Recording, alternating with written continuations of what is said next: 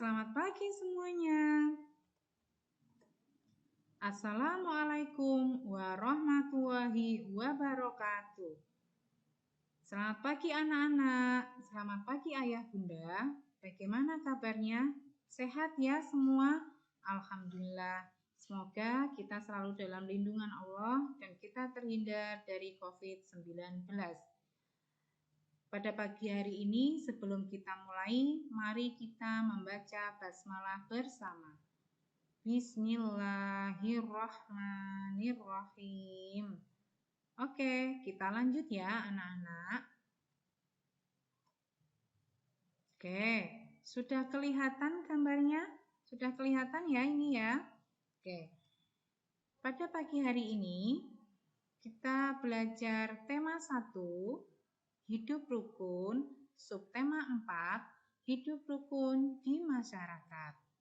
Nah, contoh hidup di masyarakat itu contohnya sangat banyak sekali ya. Contohnya seperti kita melakukan kerja bakti di setiap hari Minggu. Itu juga contoh hidup rukun di masyarakat. Tujuannya supaya apa? Lingkungan kita menjadi bersih. Apalagi ya kira-kira? Ya, menengok atau menjenguk teman atau saudara kita atau tetangga kita, itu juga contoh hidup rukun. Oke, kita lanjut ya anak-anak.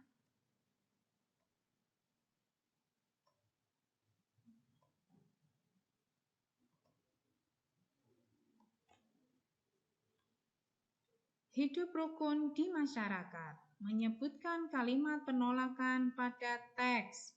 Penolakan berkaitan dengan jawaban ajakan seseorang. Berikutnya, kalimat penolakan hendaknya diucapkan dengan santun.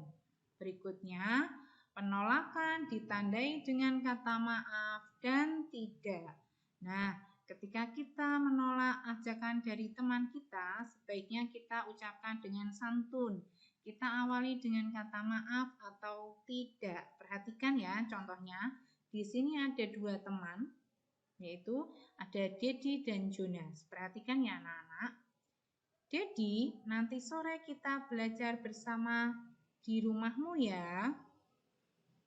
Maaf Jonas, nanti sore aku ada acara dengan orang tua, jadi aku tidak bisa belajar bersama dulu. Baiklah, tidak apa-apa Dedi. Nah, ini tadi adalah contoh kalimat penolakan yang baik diucapkan. Kenapa?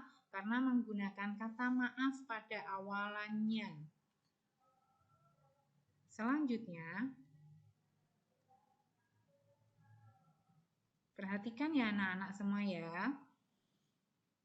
Mengidentifikasi kalimat penolakan dalam percakapan. Perhatikan, penolakan juga sering diucapkan dalam percakapan sehari-hari. Nah, kita sudah sering sekali melakukan kalimat penolakan ini ya.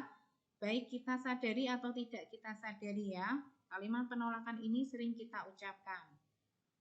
Penolakan yang baik dapat menjaga kerukunan. Nah, kalimat penolakan yang baik tadi apa? Ya, diawali dengan kata maaf atau dengan kata tidak, diucapkan dengan kata yang santun. Berikutnya, sikap tidak rukun menimbulkan pertentangan dan perselisihan. Nah, kalau sampai terjadi sikap tidak rukun ini, akibatnya bagaimana? Hidup pun tidak akan nyaman karena adanya pertentangan dan perselisihan.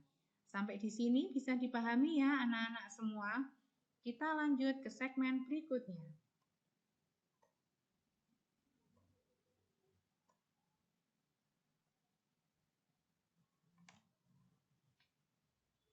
Menyebutkan kalimat penolakan dalam percakapan. Penolakan berkaitan dengan ajakan atau pemberian dari orang lain. Berikutnya, penolakan hendaknya diucapkan dengan santun untuk menjaga kerukunan. Penolakan yang baik dapat menghindarkan perselisihan. Nah, jadi dari ketiga ini, ketika kita ingin menolak dari teman kita atau pemberian dari teman kita atau apapun, sebaiknya diucapkan dengan kata yang sopan, dengan kata yang santun. Supaya apa anak-anak? supaya tidak melukai perasaan dari orang tersebut. Lanjut ya. Nah, perhatikan, Bu Guru mempunyai contoh di sini. Nah, ada dua teman laki-laki ya, ada Dedi dan ada Jonas ya, anak-anak. Nah, perhatikan. Ayo bermain bola ke lapangan.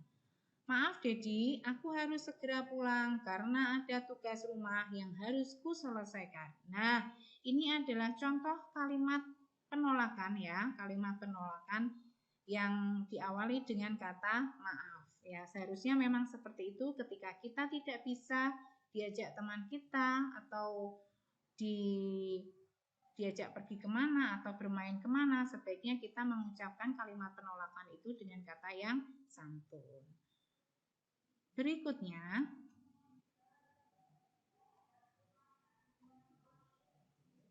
menyebutkan pengamalan sila pertama Pancasila di masyarakat. Sila pertama dilambangkan dengan apa anak-anak? Siapa yang masih ingat? Iya betul, dengan bintang.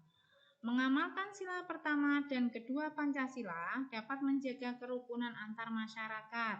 Contohnya, sikap sesuai sila pertama Pancasila di masyarakat. Perhatikan ya, di sini ada beberapa bapak-bapak yang sedang berada di pos kamling. Nah, sebelum rapat dimulai, mari berdoa menurut agama dan kepercayaan masing-masing. Melaksanakan ibadah sesuai agama masing-masing. Nah, ini adalah contoh pengamalan sila pertama Pancasila, yaitu kita harus selalu menghormati apapun perbedaan agamanya, perbedaan keyakinannya, kita harus selalu menghormati. Oke, kita lanjut ya.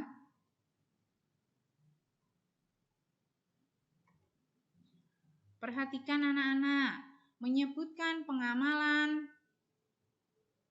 sila kedua di masyarakat. Perhatikan ya, contoh yang sesuai sila pertama Pancasila di masyarakat. Perhatikan, di sini ada seorang laki-laki yang sedang memberi bantuan ya, bantuan kepada korban bencana.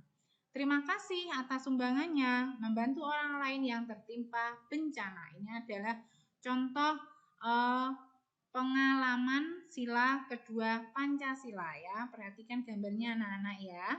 Nanti di rumah kalian cari contoh-contoh yang lain lagi. Kita lanjut ya anak-anak ya. Nah, sekarang kita lanjut ke matematika. Menghitung penjumlahan dan pengurangan suatu bilangan.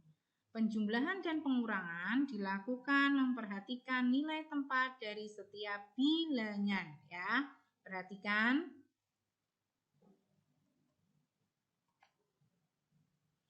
Menghitung penjumlahan dan pengurangan suatu bilangan. Penjumlahan dan pengurangan dapat ditulis dalam satu kalimat matematika. Berikutnya, operasi yang memuat bilangan. Operasi yang memuat penjumlahan dan pengurangan dikerjakan secara berurutan dari sebelah kiri. Nah, Bu Guru beri contoh ya, biar kalian lebih paham ya.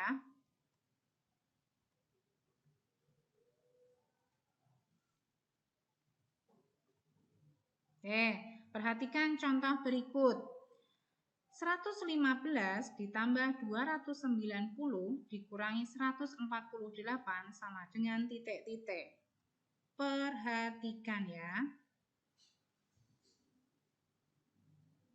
Oke, penyelesaiannya soal di atas terdiri dari operasi hitung, penjumlahan dan pengurangan. Untuk menghitung hasilnya, kerjakan dari kiri, yaitu penjumlahan.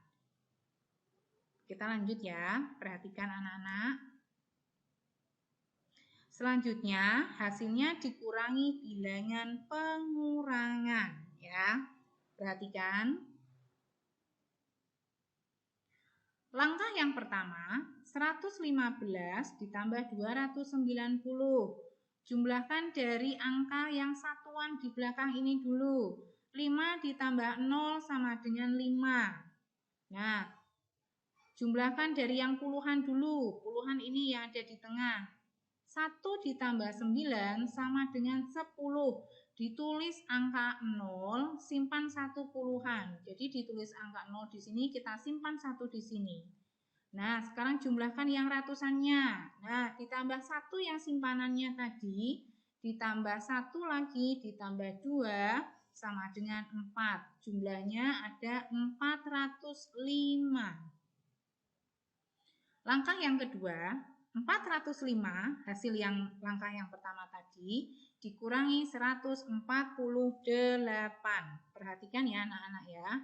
Kurangkan satuan. 5 dikurangi 8 tidak bisa, pinjam 1 puluhan yang di depan ini. Jadilah berapa? 15 dikurangi 8 sama dengan 7. Nah, angka 0 ini tadi, 0 puluhan, berkurang menjadi 9. Nah, berkurang menjadi 9. 9 dikurangi 4 sama dengan 5. Ya, yang di sini ya. Paham ya anak-anak ya? Terus, karena 0 tadi berubah menjadi 9, maka berkuranglah ratusannya ini ya. Jadi 300. Jadi 300.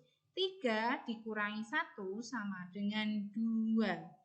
Jadi hasil dari 115 ditambah 290 dikurangi 148 sama dengan 205. Coba anak-anak sampai di sini sudah paham? Coba ya, nanti di rumah silahkan berlatih dengan mama supaya kalian lebih bisa ya, lebih bisa berlatih supaya cepat bisa dan cepat paham ya. Nanti silahkan di rumah berlatih ini ya anak-anak ya. Oke, Bu Guru lanjut ya. Nah, kalau tadi kita sudah belajar matematika, sekarang kita mau belajar tentang bahan alam. Menyebutkan jenis bahan alam untuk membuat hiasan. Yang pertama, bahan alam dapat digunakan sebagai bahan pembuat hiasan. Yang kedua, hiasan yang dibuat biasanya dalam bentuk kolase atau mozaik. Nah, perhatikan bahan alamnya. Di sini ada biji kacang hijau. Nih ya, biji kacang hijau. Ada biji jagung, biji kacang merah. Coba siapa yang sudah pernah makan jagung? Pasti sudah ya. Pasti sudah pernah makan jagung, sudah pernah. Apalagi biji kacang merah. Sudah pernah, pasti di dapurmu ini banyak ini. Mamahmu pasti sudah di dapurnya pasti ada. Terus biji kacang hijau juga dibuat bubur ya anak-anak ya. Nah, perhatikan. Nah, ini adalah contoh hiasan dari bahan alam. Ini bentuknya apa ya ini ya? Nah, bentuknya rumah. Oke, kita lanjut. Nah, Bu Guru ada gambar di sini, ada gambar bunga. Bahan alam yang digunakan untuk membuat hiasan berikut. Ini apa ya ini ya? Yo, siapa yang tahu?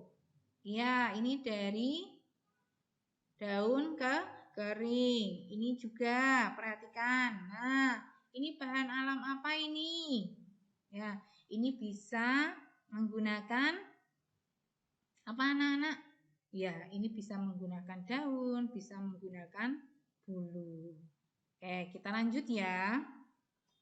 Nah, di sini sudah Bu Guru siapkan. Nanti silahkan kalian menempel menggunakan daun pisang kering ya anak-anak ya. Kamu gunting kecil-kecil, ditempel di sini yang rapi supaya putih-putihnya ini nanti juga tertutup ya, biar tertutup sempurna. Kamu gunting kecil-kecil, kamu tempel. Jangan lupa di atasnya nanti silahkan ditulis basmalah hari tanggal, ditulis nomor absen dan ditulis namamu ya. Nanti Bu Guru share ke wali kelasmu masing-masing. Silahkan ini nanti di print.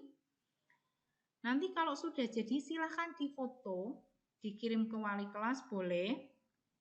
Terus kalau sudah difoto, disimpan atau mau dipajang juga boleh. Nanti kalau sudah new normal, silahkan dibawa ke sekolah. Oke, kita lanjut ya. Nah, tugas kalian di rumah, anak-anak membuat kolase dari bahan alam berupa daun pisang kering yang tadi ya. Hasilnya nanti bisa disimpan atau dipajang, atau kalau sudah tatap muka, sudah new normal kembali, dibawa ke sekolah. Berikutnya, anak-anak mengerjakan tugas di Moodle. Sudah Bu Guru siapkan. Ada beberapa tugas di Moodle. Silakan nanti kamu masuk di linknya sekolah. Gunakan password dan username. Oke, yang terakhir,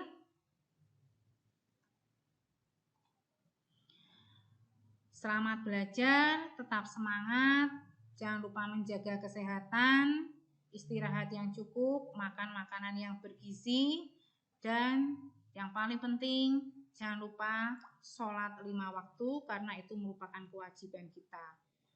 Sekaya apapun kita, kalau kita tidak sholat juga tidak ada gunanya, karena nanti yang kita bawa kalau kita sudah tidak ada adalah amal kita, termasuk amal sholat kita. Tetap semangat ya. Terima kasih. Wassalamualaikum warahmatullahi wabarakatuh.